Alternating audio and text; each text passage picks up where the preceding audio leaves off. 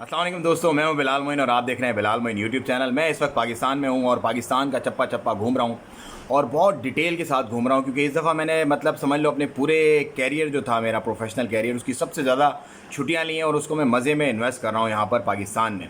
तो आपको पता है मैं इस्लामाबाद था, मरी था, उसके बाद फिर मैं लाहौर गया, लाहौर में जलसा वगैरह देखा और वो कंप्लीट करके अब मैं दोबारा आ गया हूँ अपने होम टाउन। अच्छा, इस बीच जो मैंने पाकिस्तान में पाया उसकी मैं एक रिव्यू आपको देता हूँ। उसके बाद फिर हम ओमान की कुछ बात करते हैं और इंडिया वालों का भी आज हैप्पी नेशनल डे है, उनको भी बहुत बहुत नेशनल डे की मुबारक हो। पाकिस्तान अपना नेशनल डे मना चुका है, पाकिस्तान को भी बिलेटेड नेशनल डे मेरी तरफ से मुबारक हो। और पाकिस्तान ने अपने नेशनल डे के मौके पर E75 नूरा E75 इलेक्ट्रिक कार जो है वो एक लॉन्च की है, जो कि एक बहुत अच्छा एफर्ट है, होना चाहिए, टेक्नोलॉजी पे काम होना चाहिए।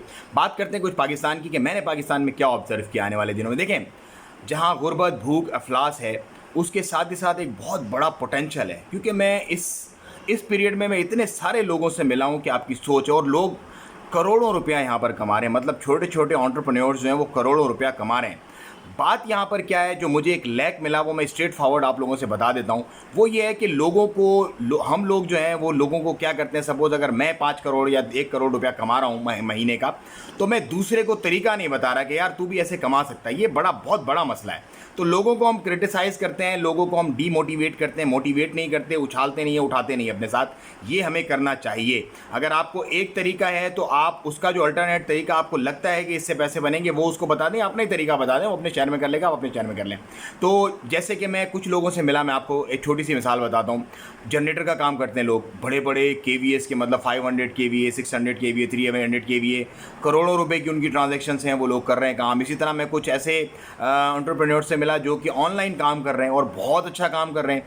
मैं कुछ ऐसे लोगों से मिला जो स्किल डेवलपमेंट के सेंटर्स यहाँ पर बना रहे हैं, बहुत अच्छा काम कर रहे हैं। मैं कुछ ऐसे लोगों से भी मिला जो प्रॉपर्टी में इन्वेस्ट कर रहे हैं, बहुत हाई फाई, मतलब प्रॉपर्टी वाला तो अनबिलीवेबल और अनबयानेबल है। मतलब उनके साथ में बैठता हूँ तो 5 करोड़ 7 करोड़, 5 करोड़ 7 करोड़ तो ऐसे करते हैं जैसे कुछ 2-4 लाख रुपए की बात कर रहे हो।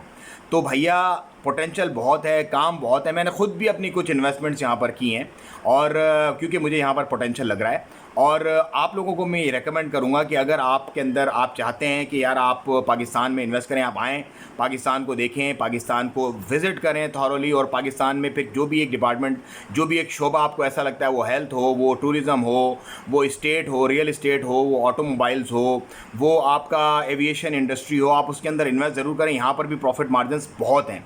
दो के कुछ लोग कहते हैं ये मसला वो मसला, वो मसले तो देखिए हर जगह पे हर मुल्क में होते हैं, लेकिन पोटेंशियल बहुत है भाई, पोटेंशियल बहुत है यहाँ पर। मैं आपको बता नहीं सकता कि कितनी पोटेंशियल और लोग कितना पैसा यहाँ पर कमा रहे हैं।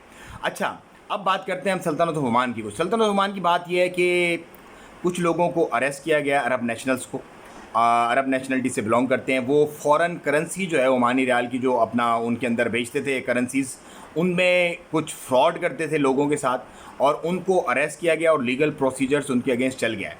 दूसरा नंबर, ओमान जो है वो गल्फ़ के अंदर चौथा कंट्री है, मतलब जिसकी यूथ की अनएम्प्लॉयमेंट जो है वो बहुत कम है। मतलब यूथ जो उनकी नौजवान जो नस्ल है उनमें अनएम्प्लॉयमेंट में बहुत कम है, उसके मुकाबले में जो दूसरे तमाम ममालिक हैं उनके अंदर ज़्यादा है। उसके साथ ही साथ जो ओमान के एयरपोर्ट्स हैं, देखिए मैं, आप मेरी अगर पुरानी वीडियोस देखेंगे ना, मतलब कोई आप कह लें कि कोरोना जैसे ख़त्म हो गया था उसकी बात थी, तो मैंने आपको कहा था कि Oman is going to take off. Oman का बिज़नेस अब टेक ऑफ करेगा। किसी भी मुल्क की इकॉनमी, किसी भी मुल्क के बिज़नेस का आपने आइडिया लगाना है तो उसका एयरपोर्ट जो इंडेक्स होता है ना, जो एयरपोर्ट पे कितने लोग उतर रहे हैं, कितने लोग जा रहे हैं, उससे आप आइडिया लगा सकते हैं। कोरोना का टाइम था, उस वक्त जा रहे थे, रवानगी थी, सबकी लोग जा रहे थे यहाँ से अपने काम छोड़ छोड़ के, उस वक्त एक ड्रॉप डाउन था। अब लोग आ रहे हैं, अब एक टेक ऑफ है।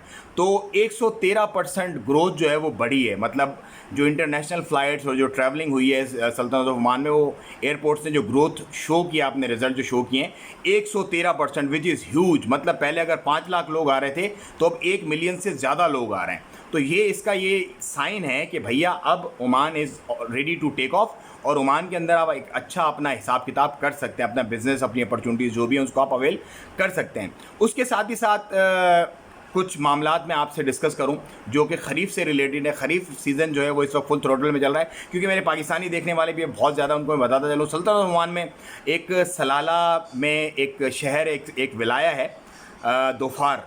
और उस जोफार के अंदर एक एरिया है सलाला का। सलाला की जो पूरी सराउंडिंग है, जो रेडियस है तकरीबन 100 किलोमीटर का आप रेडियस कह लें, वो जुलाई से लेकर और सितंबर के एंड तक इस कदर हसीन और ख़ूबसूरत हो जाता है। उसमें आबशारें होती हैं, वादियाँ होती हैं, ग्रीनरी होती है और फुहार पड़ती रहती है, बारिशें चलती रहती हैं और इस कदर मेस्मराइजिंग मौसम होता है कि उसको गल्फ़ का स्विट्ज़रलैंड भी कहते हैं। और बहुत सारे लोग पूरी दुनिया से वहाँ पर घूमने आते हैं, स्पेशली गल्फ़ से, क्योंकि बाय रोड ट्रैवल करके वो अपनी कैंपिंग, अपने सारे सामान, अपने जो यूटेंसिल्स होते हैं सारे के सारे, मतलब बर्तन वगैरह, गैस वगैरह, कंबल, बिस्तर अपनी गाड़ियों के ऊपर 4x4 के ऊपर लगा के, कुछ एडिशनल पीछे लगा करके सारे अपने सामान वामान लेके आते हैं और फुल मस्त तरीके से महीना 2 महीना वहाँ गुजारते हैं और कैंपिंग करते हैं और बहुत लुत्फ़ उठाते हैं सलाला और सल्तनत ऑफ ओमान के वेदर का। लेकिन इस स्पेसिफ़िक ख़रीफ़ के सीज़न में अगर आपको ये विज़िट करना है तो ख़रीफ़ से रिलेटेड ये दोफार रीजन में सलाला जो है ये बेस्ट है। ये इन्फॉर्मेशन उन लोगों के लिए थी जो जानते नहीं है ख़रीफ़, क्योंकि यहाँ मुझे बहुत सारे लोग मिले उन्हें सल्तनत ओमान के बारे में पता ही नहीं है। तो ये एक बड़ी अलार्मिंग सी बात है, लोगों को आप बताएं। मैं जैसे बताता हूँ पाकिस्तान का, मैं इंडिया का लोगों को बताता हूँ। इंडिया को तो खैर लोग जानते हैं, एक बहुत बड़ी तादाद है, क्योंकि हिंदुस्तान की एक बहुत बड़ी आबादी है और पूरी दुनिया में फैली हुई है। तो इसी तरह सल्तनत ओमान का ये है कि कम आबादी है, पूरी दुनिया में ऑफ कोर्स नहीं फैली। तो बहुत सारे लोग ये समझते हैं कि यार ये दुबई का ही पार्ट है, ये यूएई का हिस्सा है, लेकिन ऐसा नहीं है। तो लोगों को अवेयर करें, मेरा काम है अवेयर करना, आपका काम भी आप मुझसे मेरी वीडियोज़ को ज़्यादा शेयर करते हैं, लोगों को अवेयरनेस देते हैं। तो ये थी, कुछ लंबी हो रही है बात, अगली वीडियो में इंशाल्लाह मज़ीद कुछ आप लोगों से बात करूंगा। मुझे दें इजाज़त, दुआओं में याद रखिए, अपना और अपने का बहुत ख्याल रखिएगा। अस्सलाम वालेकुम व रहमतुल्लाह।